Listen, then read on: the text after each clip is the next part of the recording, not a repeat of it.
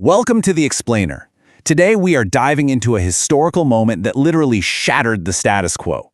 We're going to explore how a single bloody morning in the year 1526 completely, permanently transformed the geopolitical landscape, not to mention the cuisine, the language, and the whole culture of South Asia. We're talking about the First Battle of Panipat.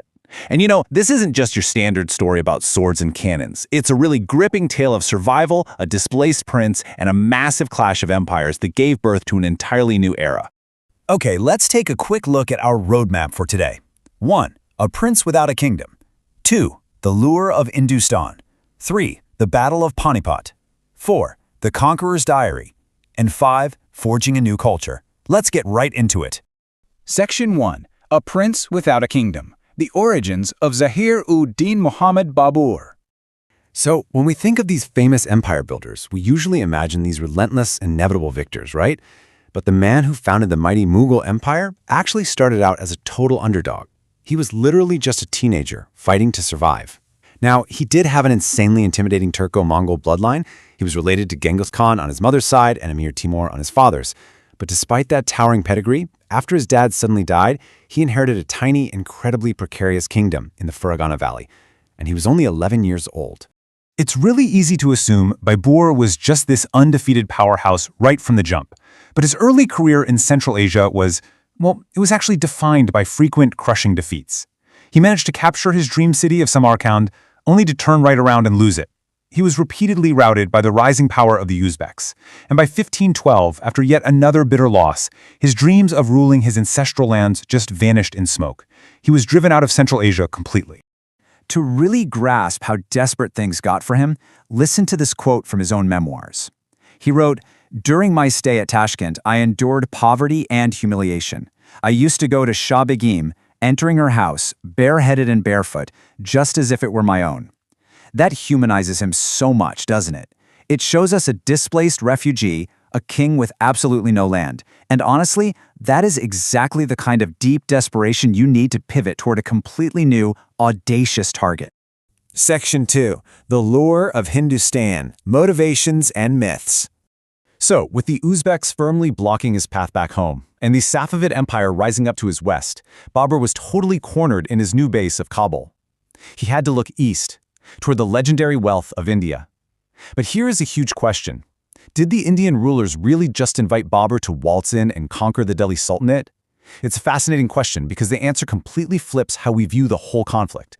Well, the reality was way messier than a simple invitation. Sultan Ibrahim Lodi, who ruled Delhi, was deeply unpopular and dealing with massive internal rebellions. Disaffected nobles, like the Punjab governor Daulat Khan Lodi and Alam Khan Lodi, who wanted the throne for himself, did actually send envoys to Babur. They were hoping to use his army as mercenaries to overthrow Ibrahim. There's also this famous, though highly debated, proposal from the Rajput king Rana Sanga for a joint attack. But here's the absolutely crucial takeaway. Babur did not come to be anyone's hired gun. He just used these internal squabbles as a really convenient pretext. The second his so-called allies served their purpose, he ousted them, because its ultimate goal was absolute sovereignty. To Babur, Hindustan was basically the perfect geopolitical prize. It lacked political unity, making it really vulnerable, but the upside, unimaginable. It had a flourishing agricultural base, insanely lucrative trade networks, and an endless supply of specialized craftsmen. To put that wealth into perspective, within just a few years of conquering it, Babur's revenue from this new domain would hit a staggering 52 crore tankas. That is 520 million. That's far, far beyond anything he ever could have extracted from his meager Afghan domains. Section 3. The Battle of Panipat, April 21, 1526. All right, this was a classic moment where David met a very, very heavily armed Goliath. Babur's army was tiny, about 15,000 battle-hardened cavalrymen and absolutely zero elephants. Ibrahim Lodi, on the other hand, commanded a massive host. Even the most conservative estimates put his fighting force at 30,000 to 40,000 men, backed by at least 1,000 terrifying war elephants. But Babur held one devastating trump card, 20 to 24 pieces of early gunpowder cannons, and Lodi, he had none.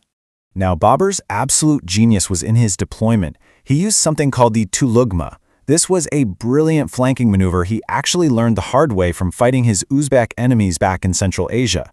By subdividing his much smaller force into very specific left, right, forward, and rear divisions, Babur could rapidly outmaneuver and encircle a larger, clumsier army, basically trapping them in a deadly pocket from all sides. And to protect his center, he deployed the Araba. Picture this. He essentially built a mobile fortress right there on the battlefield. He lined up rows of bullet carts, tied them all together with thick animal hide ropes, and then placed his slow-loading cannons right behind this barricade. The shields on those carts meant his gunners could aim and fire with total impunity. When the battle actually kicked off, the thunderous, completely unfamiliar roar of those cannons absolutely terrified Lodi's war elephants. They panicked, turned around, and ended up trampling their own men. The sheer chaos of that morning must have been unimaginable. You can practically hear the roar of the guns and the frantic cries of the soldiers. But there's a really interesting hidden layer to Lodi's defeat here. Ibrahim Lodi actually died fighting very bravely, but ultimately he was abandoned by his own feudatories and mercenary generals. His failure to inspire any real loyalty meant that the moment Babur's trap closed, Lodi's army completely fractured from within. And this brings us to the great tragic what-if of Panipat. Ibrahim actually had a brilliant initial plan. Just do nothing. Wait it out. Let the scorching, brutal Indian summer slowly destroy Babur's foreign army. And it was working. Babur was getting desperate, and his men were losing heart. But then Babur launched a desperate night raid. The raid failed, but it completely terrified Lodi into thinking his own untrustworthy nobles might betray him in the dark. So out of sheer paranoia, Ibrahim abandoned his waiting game and launched a fatal daytime offensive, right into Babur's trap. Section 4. The Conqueror's Diary. The Dual Nature of Babur. Having secured his empire by the sword, we now get this incredibly rare opportunity to step inside the mind of the conqueror through his own personal diary, the Babunarma. We literally just saw a ruthless tactician who brought field artillery into India, but in these pages we see a deeply nostalgic poet, a meticulous naturalist, and a guy who just really loved his gardens. The Babunarma is widely considered one of the classic autobiographies of world literature. It reveals a man who would literally pause mid-military campaign just to admire the color of a tulip or the smell of a melon. And his writings reveal this frankly hilarious level of culture shock and severe homesickness. He famously complained about his shiny new empire, writing that Hindustan is a country that has few pleasures to recommend it. He gets super specific, grumbling that there's no good bread, no hot baths, and no candles. It's just such a profoundly human moment, you know? He has just conquered one of the wealthiest regions on planet Earth, and he's complaining about the bread. Yet, despite all the grumbling, he really couldn't hide his awe. Right next to his complaints, he marvels at the sheer scale of India. He writes about the masses of gold and silver and is absolutely astounded by the unnumbered and endless workmen of every kind.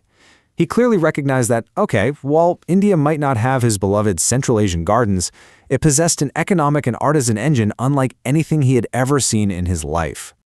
Section 5. Forging a New Culture. The Legacy of 1526. Because 1526 wasn't just a regime change, it was the spark of an unparalleled cultural synthesis. Remember how much Babur missed his homeland? Well, he immediately started building these beautiful terraced geometric gardens, like the Bagi Wafa, just to recreate it, bringing in improved water-lifting devices for irrigation. Central Asian meats and fruits permanently changed the Indian diet. Persian and Turkic styles perfectly blended with Indian artisanship to create breathtaking new syncretic architecture and fine arts. And honestly, perhaps most incredibly of all, right there in the muddy military encampments, as Persian and Turkic-speaking allied soldiers tried to talk with local Indian troops, a brand new mixed lingua franca began to emerge. That camp language would eventually evolve into Urdu, a beautiful language spoken by millions and millions of people today. But you know, despite all this monumental success, the pull of home never really left him. He died in India in 1530, just 4 years after Panipat, but his final wish? It wasn't to be buried in the incredibly wealthy empire he had just founded. Instead, his remains were later moved back to a simple, open-air terraced garden in Kabul, the Bagh Babur. A really quiet resting place for a man who basically spent his entire life in motion. Which leaves us with this final, really fascinating thought. When we look back at 1526, how should we remember it? Is the legacy of this Mughal conquest ultimately defined by the devastating artillery tactics and the blood spilled on the battlefield at Panipat? Or is it defined by the incredibly vibrant, enduring cultural synthesis, the architecture, the food, the languages that bloomed in its wake? It's this wild tension between destruction and creation that entirely shaped the modern world. Thank you so much for joining me on this explainer, and keep questioning the history around you.